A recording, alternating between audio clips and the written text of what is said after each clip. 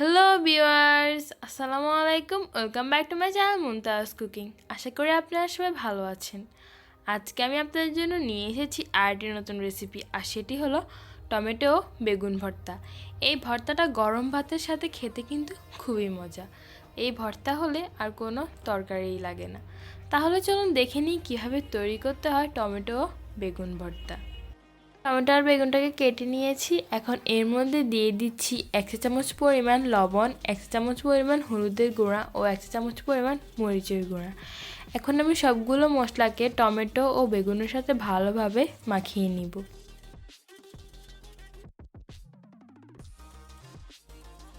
বেগুন আর টমেটোটাকে মশলার সাথে ভালোভাবে মিশিয়ে আমরা এগুলোকে হালকা ভেজে নিব।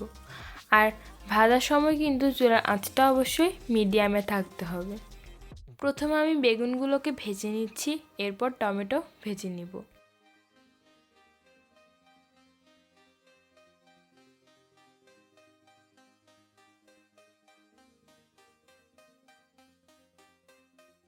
দেখুন বেগুনের পিসগুলো ভাজা হয়ে গেছে। এখন আমি বেগুনের পিসগুলোকে উঠিয়ে নিব আর টমেটোগুলোকে ভেজে নিব।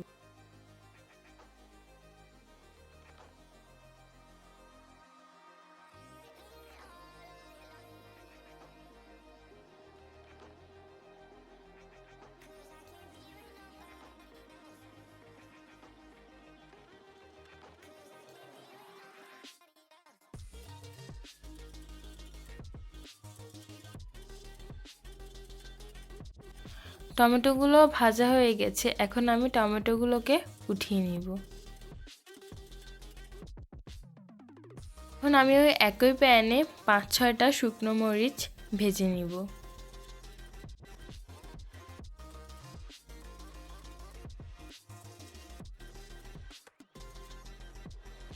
শুকনো মরিচগুলো ভাজা হয়ে গেছে, আমি এগুলোকে এখন উঠিয়ে নিব। পরিমাণ পেঁয়াজ কুচি ও ভেজে রাখা শুকনো মরিচগুলোকে আমি ভালোভাবে মাখিয়ে নিব।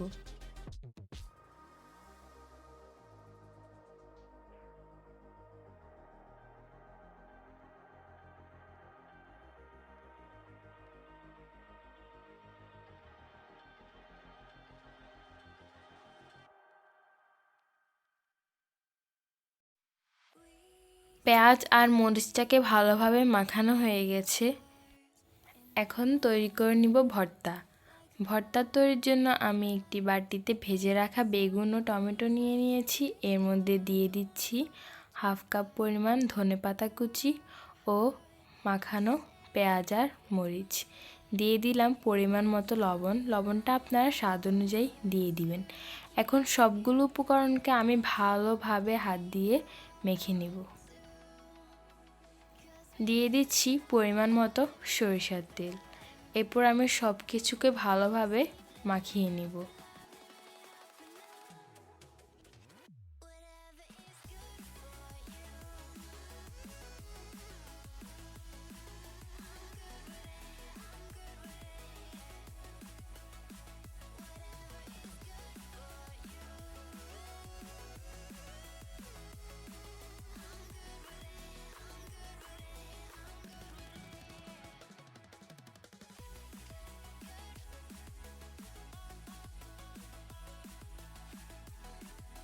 তাহলে দেখুন কত সহজেই তৈরি হয়ে গেল টমেটো ও বেগুন ভর্তা। এই ভর্তাটা কিন্তু গরম ভাতের সাথে একদম জমে যাবে।